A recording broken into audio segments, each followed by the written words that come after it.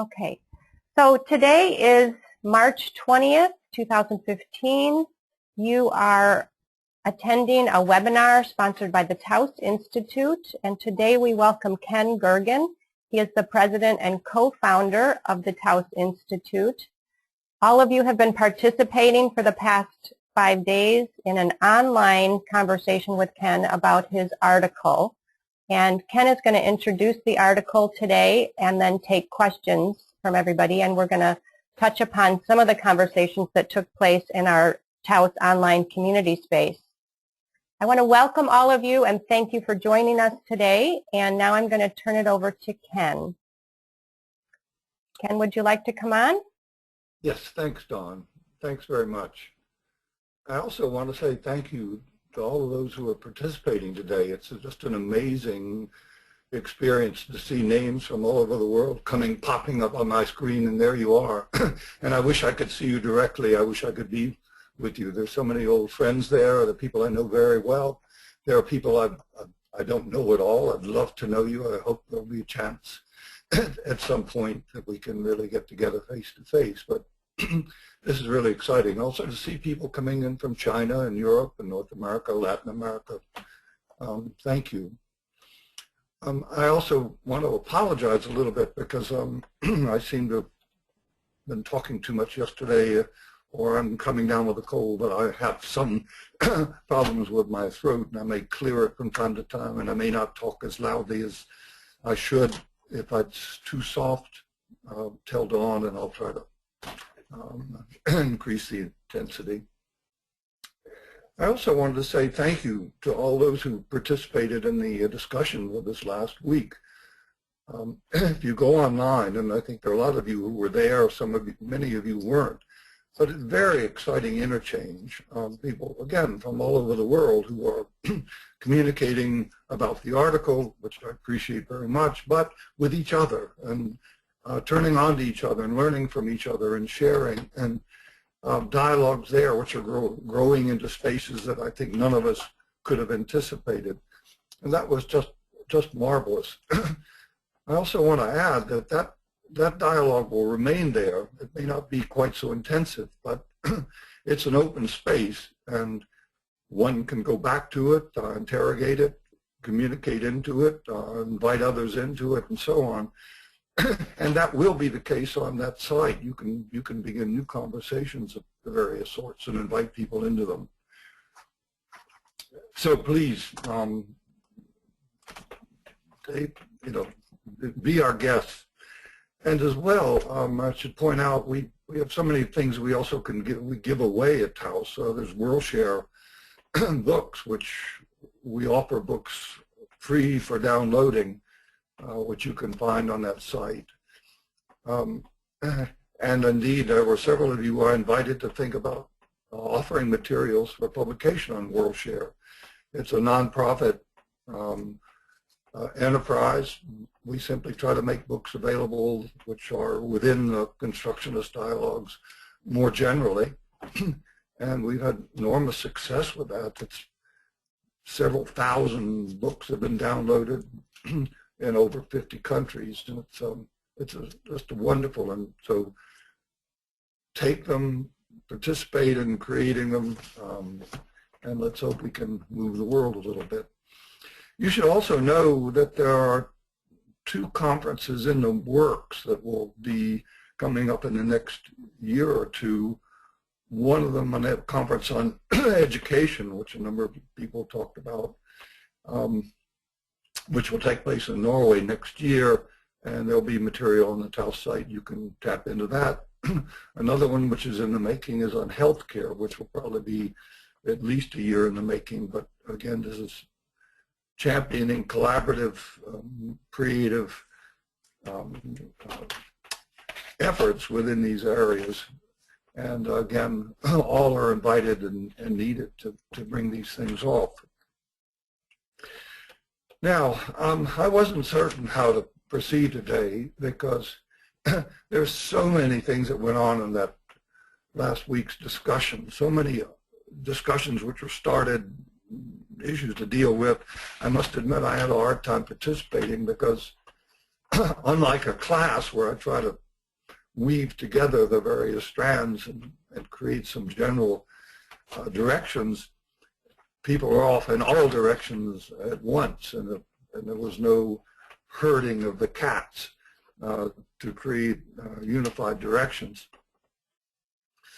What I thought I would do is maybe talk just a little bit about the article, because some of you were not on that, were not on the chat this last week. Then talk just a little bit about several of the themes that I think we could attend to today, and see where your questions lead and where you would like to go with them. The article itself was an invitation by a foundation to try to think anew the concept of research. And the question I've often had is, for a long time, is how to think of a research from a constructionist perspective. And the point at which we had more or less, a lot of us had reached within the last decade or so, was what I called a reflective pluralism. That is, there is no form of research which is ruled out. There are no methods which are a must or required. Every form of methodology has its potentials and its limits. And to think, rather than thinking about foundational logics for research, think about what it is you want to do with the research. What is it trying to find out or to create, but to think most carefully about what you're trying to accomplish, which is the pragmatic orientation. And then think, what kind of practice would I need to get there? So any methodology which exists or which you could create, or practice which you could create, is legitimate. But then to layer that with a consciousness about why this and what's contained here and what it implies to use this kind of practice. What is my work doing for people? What is it? Who is included? Who's excluded? That is, begin to reflect on that politically, ideologically, and in terms of its potential. But once reaching that state of pragmatic reflection, then the question was, we have this tradition which invites us to think about research, about asking questions about the nature of something, the nature of social life, the nature of therapy, the nature of organizational functioning, nature of psychopathology, whatever. It's like, what is its nature? What is its character? How does it work? Now that's okay as long as you've got a fixed world, because you can go back and interrogate it again and again and again, and perhaps build up from various points of view or perspectives what you would call knowledge or pragmatically useful information about that subject matter. But what if the world isn't fixed? Because we inherit, again, a view of kind of Aristotelian view of a fixed atomistic world, which again will persevere across time.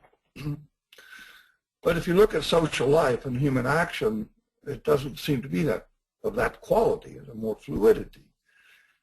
Now, perhaps if you've gone back 2 centuries, you could have found something in the way of structure which has been maintained, ways of life which have been there for many, many centuries.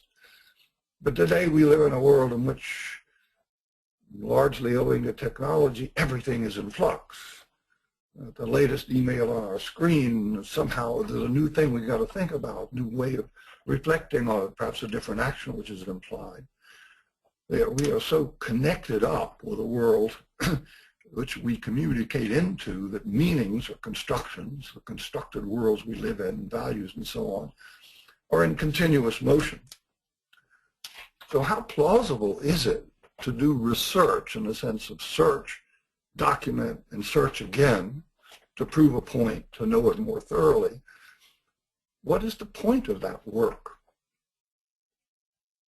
It again raises the question of pragmatically of publication as the end point of what we do, because now there are perhaps 2,000 journals, let's say, in the social sciences, growing every day. You can publish virtually anything you can write somewhere, but who reads it? It just simply lies there. It's like you can spend 2 or 3 years researching something, documenting it carefully, measuring, and so on, thinking about it, publishing it, and 6 people may read it. And then the new issue of the journal comes, and so on and so on. So it's just buried. It's like creating this massive storehouse of material which pretty much is inaccessible, unreadable, or is unread. So what's that all about? And is that a useful enterprise to continue or to honor? Because most of our points in the academic world, at least, are based on how much you can contribute to that volume of literature. What sense does that make? Then I began to also reflect on the way in which research creates its objects, and that whatever we do in terms of articulating what is the case,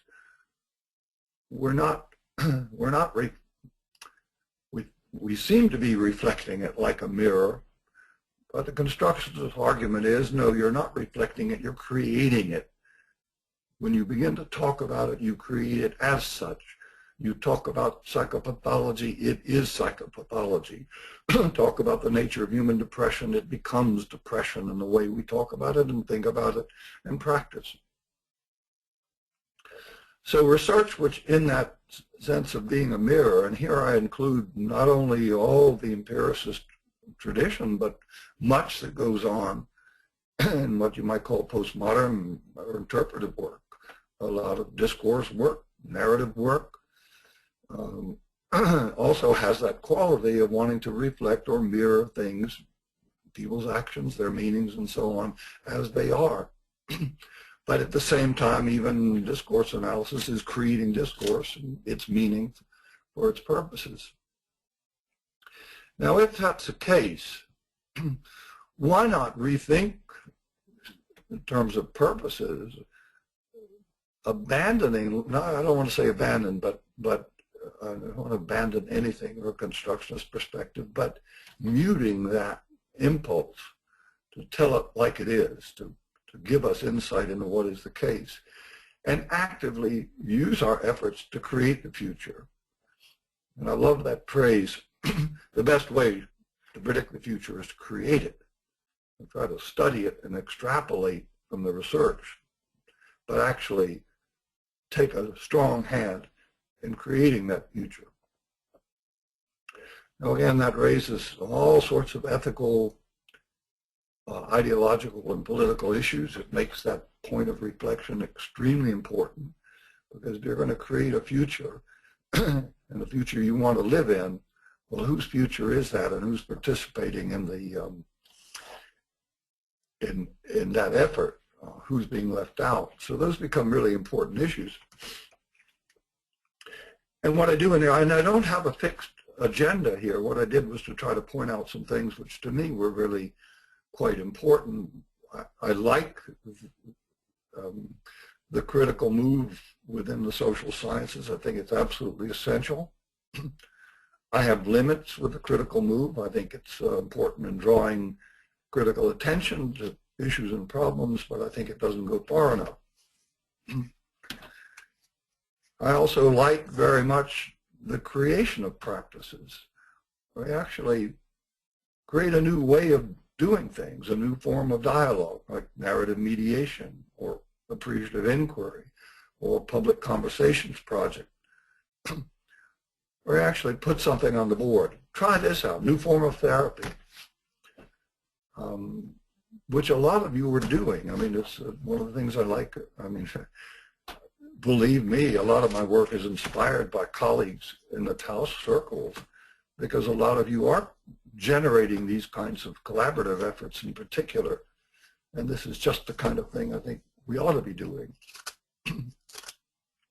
In addition, however, I like any form of action research.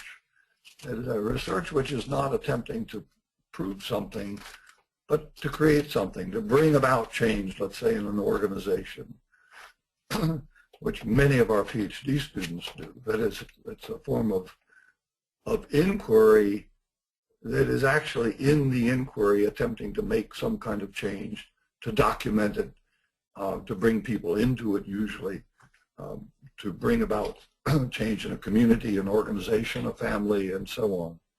So these were some of the directions I saw as being most promising. But again, I think that's just the future. I mean, that's just the tip of the iceberg as to what we could imagine. And indeed, many of you have added some new ideas to that range this last week, and I really appreciate that. Now, let me just add a few things from this week's discussion. One of the issues that came up time and time again in various ways is simply the practicality, because most of us exist in a world which is like pre-constructionist. They haven't even gotten to pragmatics yet. They're still into foundations, logics of measurement, logics of statistical inference, logics of experimentation and control. How do you move to future forming in that kind of context? And again, I don't have any hard answers to those questions, but there are a lot of discussions about how to make those movements having to do with the whole blossoming of qualitative inquiry. And I can put you onto a large literature of trying to document the way in which that has just been enormous mushrooming of new and important developments in qualitative inquiry. Just recently, we managed to get qualitative research affirmed by the American Psychological Association.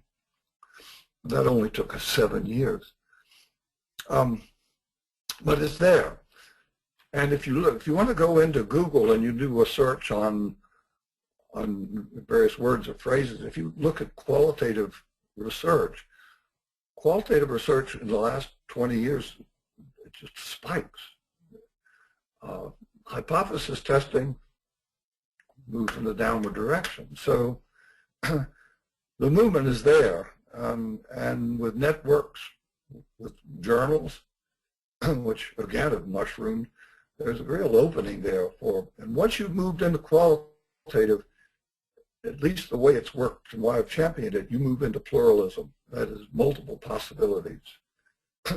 Once you've moved into pluralism, basically you're into constructionism. We construct the world from multiple perspectives. And thus the foundations begin to give way. Most foundationalists find it much easier to take on pluralism than they do, let's say, constructionist meta-theory. But there's also a way in which we've got to change indeed the name of research, because research, to search it and to research, already implies a fixed object. And so how to reconceptualize research so that that isn't the term we use. A lot of us hit on the idea of inquiry. It is just questioning, moving and continuously questioning the world in any way you can, which is to say, how could I create this new thing to happen, which is more like inquiry, like appreciative inquiry. How could we make that happen? And that invites in a new set of practices which are not researching. Second issue that comes up, it came up in the discussion, it comes up often in other contexts. If we're going to create the future, how do we know we've made a change? How do we know we've done anything? Now, this is the question partly of evidence-based practice in therapy. How do you know what works? It's the question of, should I use appreciative inquiry? How do I know it works? How can I justify it? How can I justify taxpayers using it? How can I justify it as a consultant asking an organization to use this practice? I've come to look at that as the wrong question. And everything works from some perspective. Everything works and doesn't work from some perspective. So when you try to fix it, you're creating it. So we try to measure it. You try to say, this is how it works and doesn't work. You're already, again, constructing the nature of what's happened. So rather than asking those kinds of questions, whether they be qualitative or quantitative, I begin to think perhaps we should, I mean, and this comes out of education, don't think summatively, that is, what did we accomplish, but formatively, that is, how can we take into account multiple perspectives here and have those kinds of dialogues out of which whatever happens can be rendered more sophisticated, more enriched, take into account more perspectives, so that whatever the practice is, it too is in constant motion. And this is to say that all practices, let's say narrative mediation, appreciative inquiry, public conversation, whatever, also have a fixed life. That is, they also are historically contingent. They've been developed in a particular context of meaning. They work within those contexts of meaning, and they're not transhistorical. So they too need to be in constant motion, being constantly formed and reformed. So I try to think of it more formatively in terms of evaluation than summatively. One of the things that also struck me about this week's conversations is how much I liked so many of the practices that people brought up. Because future forming doesn't tell you what kind of practices to create. I mean, what about more surveillance in prisons? I mean, you could have a new practice to cut down on, let's say, crime in prisons. But which I'm not particularly fond of when I think about the ethics of that. But a lot of your practices, to me, were far more relational, and they were far more collaborative. They were far more bringing people together to do things, to consider multiple perspectives, to move in ways which recognize the contingency of situations. And I found myself resonant with so much of that.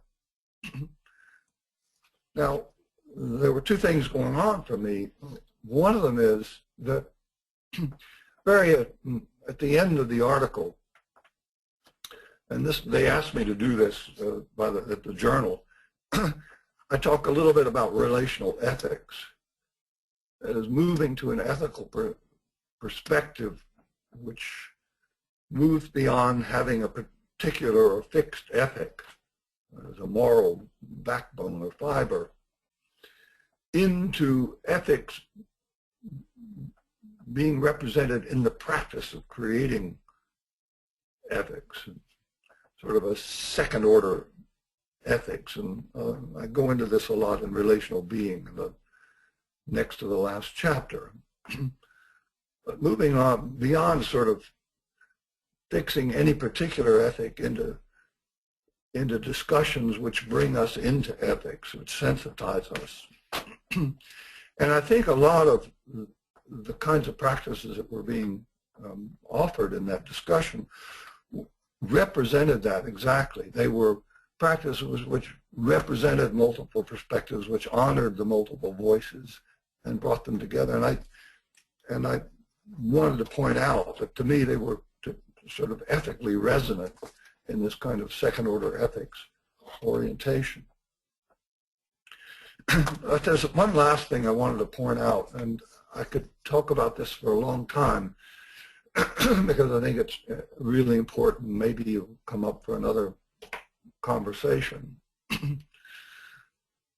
But I can see emerging at this point in history the beginnings of an alternative to the sort of mechanistic worldview that dominated Western culture, at least for 3 or 4 centuries. As an alternative to a worldview which we understand the world is made up of things which are fixed and have properties, and a worldview of flow where everything is in movement. Moving from a worldview in which we try to predict, the one in which we're aware of emergence, of continuous emergence, from a worldview in which we try to gain rational control over things, into a perspective in which we move with them, world, moving from a world of separate objects or entities, including people, into a world of co-constitution. I'm beginning to look at that as a protean worldview. I don't have it all together fixed and articulated, and perhaps one shouldn't.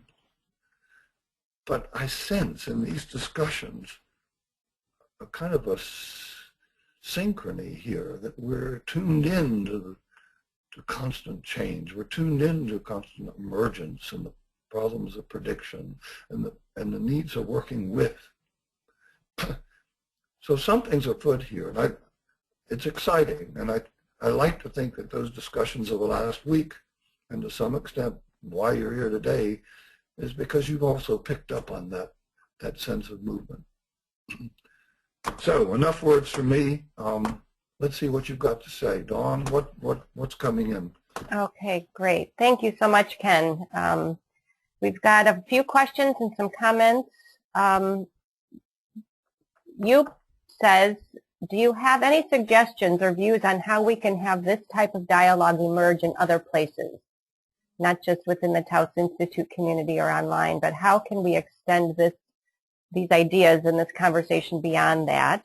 Do you want me to just go through several of the questions or give them to you one at a time? If I'm flooded with them, I'll be going in all directions. Okay. Just take you up first for a moment. And I may not, let's see, how much time do we have? Well, we have about 28 minutes or so, and we'll see what we can do. Basically, I would love to see multiple sites where this is going on, and I think that's happening. I mean, if you just take Taos Europe, where other conversations are beginning, take Latin America, these kinds of conversations are going on all over the place.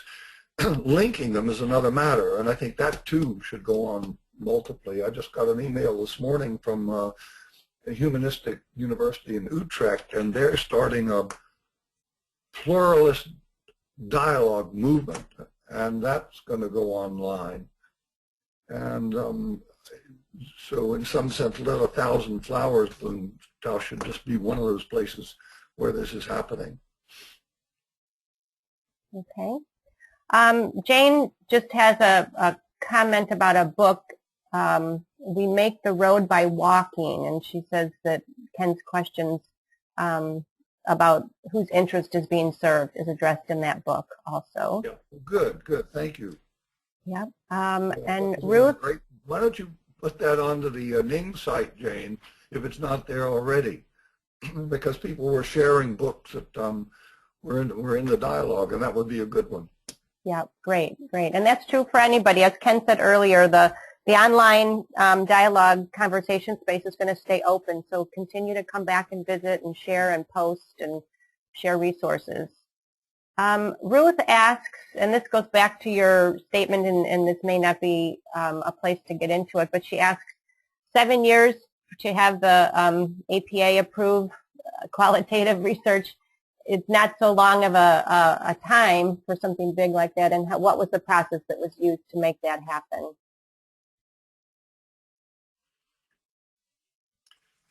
Yeah, it's a long story, and actually, if you're really interested in that, I wrote up that process for a journal in England, and if you'll just send me an email, I'll just send you a copy of that article. Let me just add, by the way, in the UK, they went through the same process. It only took them 3 years, and now that division of the British Psychological Society is the largest division in the Psychological Society. Major change there. Okay. Here's one from Tianfang Liu, and she says, where's she coming from? I'm not sure. Taiwan? Could be. Anyway, go ahead. Yeah, she says, do you think there is any connection between the scientific approach and social constructionist approach? It's difficult as a social constructionist to survive among the scientists. I mean, criticizing might not be a good way to deal with them, as you put it in the article. Yeah, I think, I mean, I spent 20 years doing critique, and the result of that is you're just ostracized. But what does work is first of all being curious in what they're doing, because you don't, as a constructionist, have to fight against that movement, because if it after all does something, it doesn't do enough. And the problem is it's been hegemonic in the sense of wanting to control everything, to be in that model. So you don't want to get rid of the model, you just want to constrain it. But the other one is to have something else which is more interesting to do.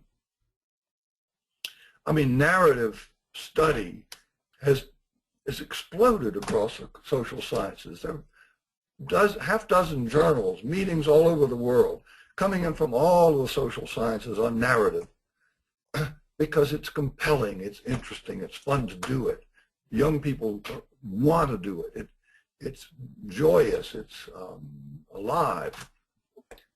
If you create forms of practice which have those qualities, people will do them. They'll find ways to get them in. They'll find ways to do them. They'll drop out of one program, join another program. They'll find an advisor who does that kind of thing. But it is the sparkle in those alternatives, which are largely within the qualitative domain, where you can begin to, well, I want to work in poetry. I want to work in the short stories. I want to paint it. I want to perform it. You know, just enormous array of things that you can do now within a qualitative perspective, which draw people. And I think that to me is the main entree into, you might say, an enriched science. Okay, this question is pretty similar, but one more thing. My companions and I, who were involved with the qualitative movement in American psychology, just wrote a piece which was featured in the American Psychologist, which is our sort of banner journal for the whole field, on the advantages or enriching qualities of qualitative research. And it was the lead article in the lead journal in the first of the year. It makes some pretty strong arguments why you should simply not follow the old model. If anyone would like that, drop me an email. I'll send you a copy. It's also on Scholar, Google Scholar. yeah, we can post those articles on the community space, the online community space also for people.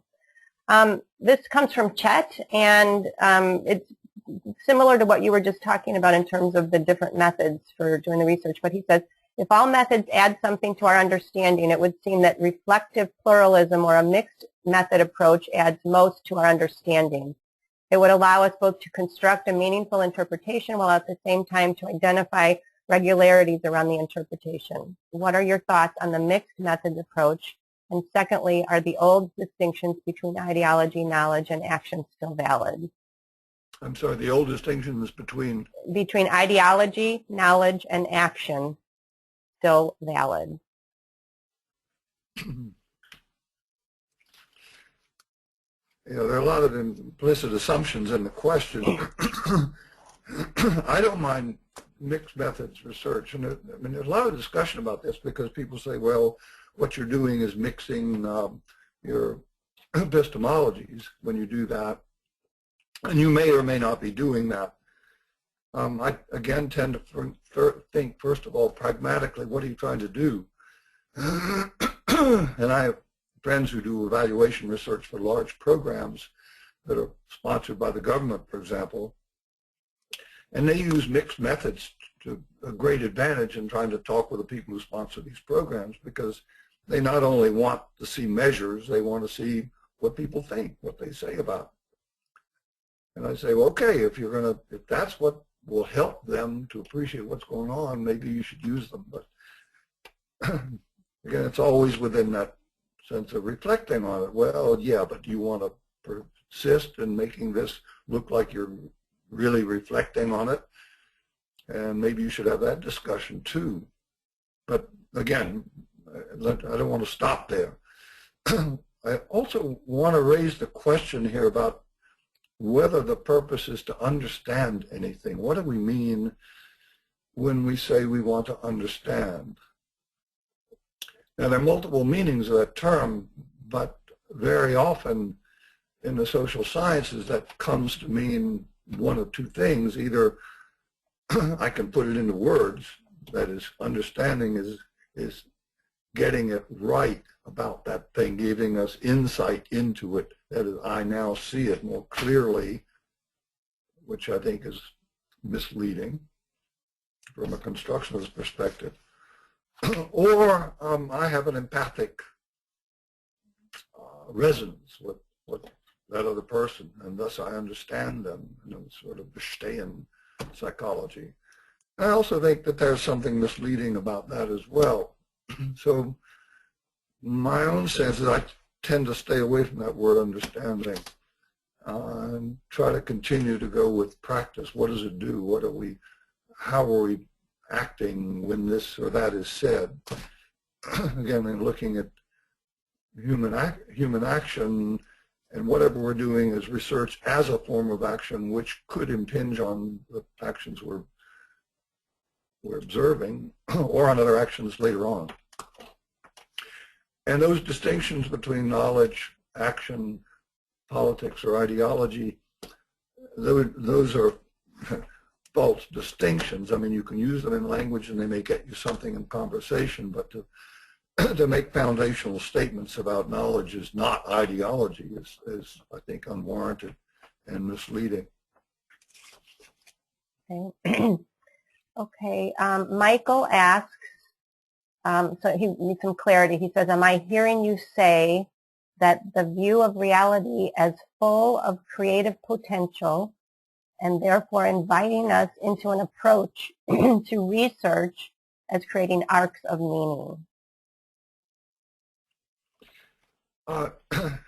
Yeah, I mean, that's not bad approximation, but realize, you have to realize there's a background to this, which is I'm moving out of a constructionist perspective. So when I say, look, reality is full of potential, I'm constructing the world in that way. It's not that that is the case. And you can see it and you can document it. It's more, let's take the position that this is possible and see where it gets us. Let's try to look at the world as full of potential and see where that approach might take us. Because it's clear that the old approach to research isn't doing anything much for us. I mean, no one uses most social science research as it is now. It just sits there. It doesn't help much of anything.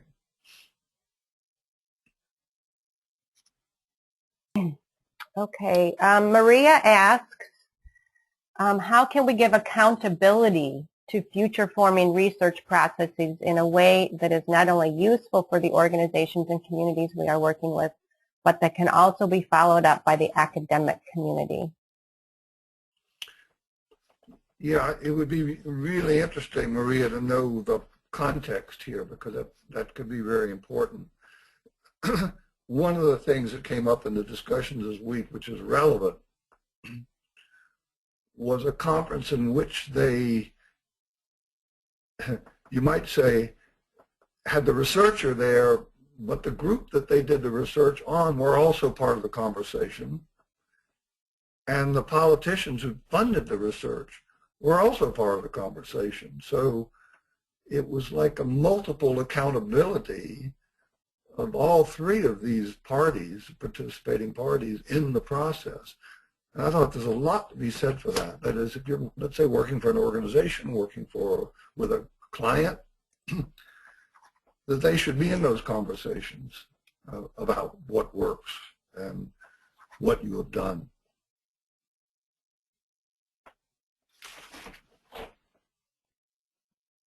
Okay, I have just a comment from Angela Maria, and she says, I find it really inspiring the possibility of working in a different way of understanding a new process, less officially and more based in the voices of the people involved, particularly in poverty situations, for example, in Latin America. And then we have, I don't know if you want to comment on that or go on. Think about that. Which worries me, and that it came up a bit in the conversations this week, And that is, we live in cultures in which government is primarily top-down. That is, it fixes policies. So what are you going to do about poverty? Well, the government is supposed to answer that question largely. We'll change the economic situation. We'll create programs, for example. But all those are done on high, and research doesn't inform those policies very much for a variety of reasons. But even if it did, they're policies which are imposed on things. This is how to do it. This is how therapy should be done. This is how poverty should be reduced. This is how child soldiers should be reduced, and so on. But how could we, and this is a question I was raising this week, think of collaborative governance that is moving away? Even democratic governance is not collaborative. It's still fixing things from on high. How could you bring in policymakers into those practitioner research realms, into the discussions with the people we have policies about, for example, the impoverished, or what we call the mentally ill, so that those become collaborative co-creations of all the players. And I tried during the week to talk about collaborative governance and tried to cite several examples, and I'm trying to look for others because I think there's clearly a book in the making and possibly a movement towards collaborative governance if we could develop enough cases in which we're illuminating enough and exciting enough. Okay, Daniel has a comment and then a question, and he says, many who share these ideas in this line of research, we're making an effort to include different perspectives in our practices and thinking differently from the traditional thinking, but this generates occasions where we feel excluded and swimming against the current line. What ideas do you have related to this, and what can we do as an inquiry community? Again, it would be interesting to hear the context in which that comes up. I mean, I've tried to talk about those of us who work in, let's say, university settings, and some of the ways in which you can soften that line. And you know, it takes another form, let's say, in the therapy world, and how to move beyond evidence-based practice, and that's still very much an ongoing conflict. Where does it arise? It arises in business schools, for example, as well. But you know, you may have to take different tacks in each of those settings. So if he would like to come back and sort of qualify the question a little bit so I can get a better handle, that might help. Okay, and also to everyone, please feel free to continue these questions and dialogue on the Ning platform, on the Taos online community space. Here's a comment from Jan. It doesn't really have a question, just a comment, but it's a nice comment, so I'll go ahead and read it. Thank you, Ken. This is thoroughly inspiring and makes my heart sing, as we say. I find abstracts of research bent on mirroring a fixed world immediately look dated and stale. They look dead on the page. I find myself skipping past them on towards the kind of inquiry that is more fluid, innovative, daring, situated within a particular community. The article, conversation, and webinar have opened up so much possibility. Thank you so much. Wow, thank you. Let's see what the next one is. Yeah, right now I find myself more drawn to journals like Action Research, and there are several of those now, international journals, which are quite good. Qualitative Inquiry and a number of other qualitative journals have the same thing. They're much more creative in terms of what people are doing. Okay. And very little in the way of trying to prove a general hypothesis about the nature of human functioning, which is, seems to me, pretty much a waste of time. Okay, and Maria's comment, and I think there's a question in here somewhere. She says, still I have the impression that we tend to not explain much to the people we do research with about what our interests are, why we are choosing to do our research, what and how brought us here, and how we introduce all that in the conversation. So I think she's talking about when we're doing the research with the folks that we're doing this with, we don't really explain. What initiatives are followed along this line is autoethnography, so that the result that is co-created, it is seen how the intersubjectivities of the researchers and those with whom the research is done are intertwined.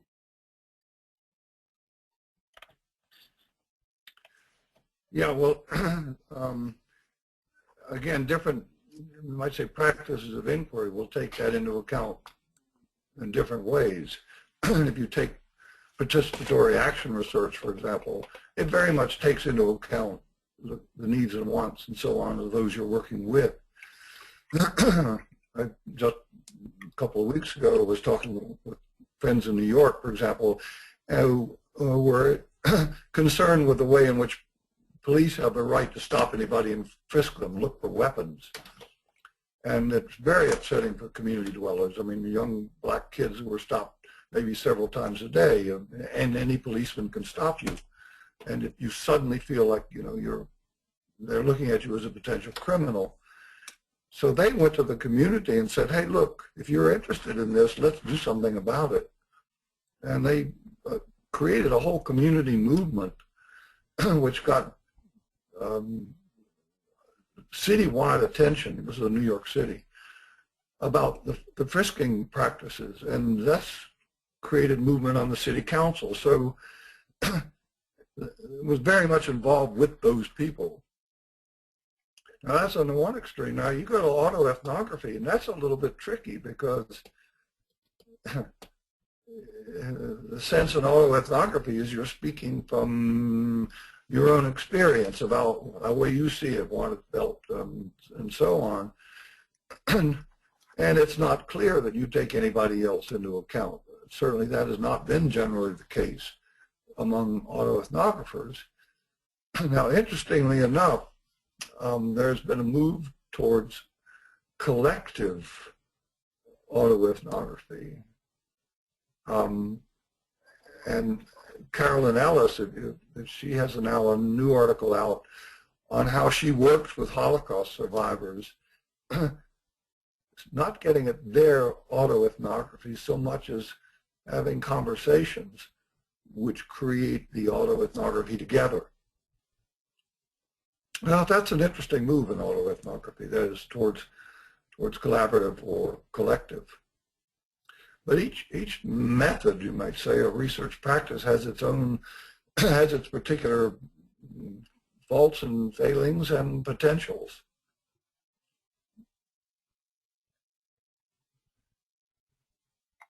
Okay, there's quite a few other just kind of comments and questions.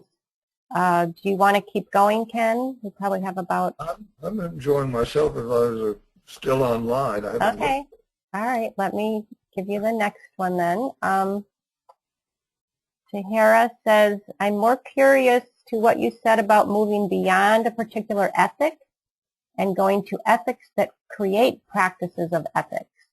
Could you talk a bit more about relational ethics in research? Well, again, the next to the last chapter, Relational Being, has a real full account of what I mean here. But I begin to think about ethics as always co-created. So even in what we're doing here in this discussion, there is an implicit ethic that we're creating or sustaining, which is one in which you allow me to talk and you won't attack me, forthright, and you're very civil. We're all civil to each other. We try to use language which the others can take on, just to our extent that we can. So we have our own kind of ethic that we're creating, and this goes on all the time wherever we're relating with people. And what I call these are first order ethics. And those are always in motion. And sometimes they're put into ethical statements like the values of our organization are blah, blah, blah, or this is what the Bible says, and so on. But those are all first order ethics. And the problem is when they come into conflict, they begin to destroy each other, or which is to say, to destroy the process by which ethics are made, to destroy those forms of dialogue which create the ethical. So a second order ethics is the attempt to bring in multiple perspectives which otherwise would be either moved past each other in the night or which are in direct or indirect conflict, and to move at that level of the co-creation, the continuous co-creation of that which we will accept as ethical. Now, what I'm trying to apply that in research is to say, well, look, most research, as in sort of built-in first-order ethics, a lot of it, I mean, even old-fashioned empiricist research, as you know, we're whole ethical conduct, codes of ethical conduct, but they're not the same ethical codes that people have with who they're doing the research on. I mean, they're essentially not listened to, they're just used as data. So to me, it has less of that quality of a relational ethic than those approaches which are collaborative, which do take into account the voices of those with whom we work. Okay. Yeah, there's a couple questions that are kind of merging, and I'm thinking they're about, again, it's about bringing these ideas and kind of future forming research practices to people that operate from a different stance. Governance models, education policymakers, the people that want the evidence, the people that want, the more traditional research. How do we approach them and have them be part of a new conversation? There's several questions kind of leaning towards that. Well, I could repeat myself a little bit here or ask for more context because I've talked about how you can work with people, and let's say mixed methods would be one way where we could work together, or being curious and not contentious, or offering models which are so attractive in what they and the possibilities they present that you just are drawn to them. Now, even in the government case, and let's say in evaluation research, there are multiple models now for trying to get at how people feel about various policies that have been imposed, as testing out policies and asking people about those things, which is qualitative research, not counting, it's listening. And you can make a strong case for those in a very attractive case. That is, look, the scales don't tell us very much. We don't know what the difference between a 3.9 and a 4.6 is on a scale, even if it's statistically significant. But if you listen to the quality of voices, suddenly you're illuminated. I mean, there are all these kinds of things that can go on, but a lot of it depends on context. Now, I mean, there are other practices. For example, I've was really curious to watch what's happened with minorities in American psychology. First of all, there were the feminists and the African Americans, and then the indigenous methodology people. Each of them claiming, look, if you don't accept our voice, you are oppressing. Now, the last thing American psychologists want to do is oppress anybody. I mean, even though they do, they don't want to. It's a collective value there is pretty much liberal. So if you use the oppression card, you can't rule out feminist methodologies, because if you do that, that's anti-feminist and oppressive. And we have our own journals with our own methodologies. and they've got to be accepted. And that's made a big difference in American psychology. But again, it's a special context. Yeah, Ken, how about do you have any words to just wrap up our conversation today? Well, look, we've got a lot of things on the table. I mean, there's some discussions here which they need to keep going. A lot of these questions it's like opening a box and seeing all sorts of possibilities, but also a lot of challenges. I think the fact that we're aware of a lot of these challenges and the questions do come up and we begin talking about them, I think it's going to make all the difference in the world. That this is the chrysalis for change, this sort of, there are others with me. I can hear their voices. They're making suggestions. There are openings. I mean, this is enormously important. So we have to thank each other for this participation. So we're learning from each other and just what's going on here today. And in some sense, I like to think of this practice, this very practice is a future-forming practice.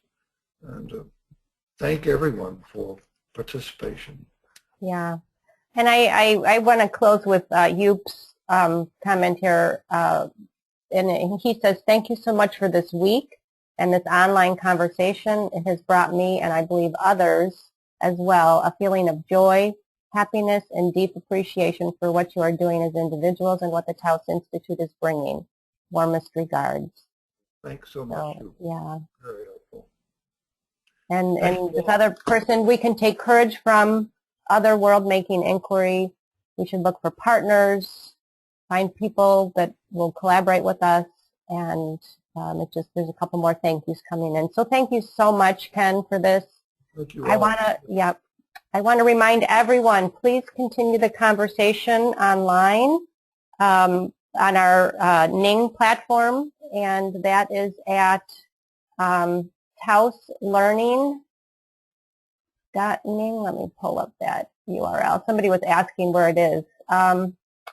Actually, you know, I don't have it in front of me, so I apologize for that. But I will put it in the question box, so whoever asks that question, how do I get to it? I'll go ahead and put that link. Oh, here it is, taoslearning.ning.com.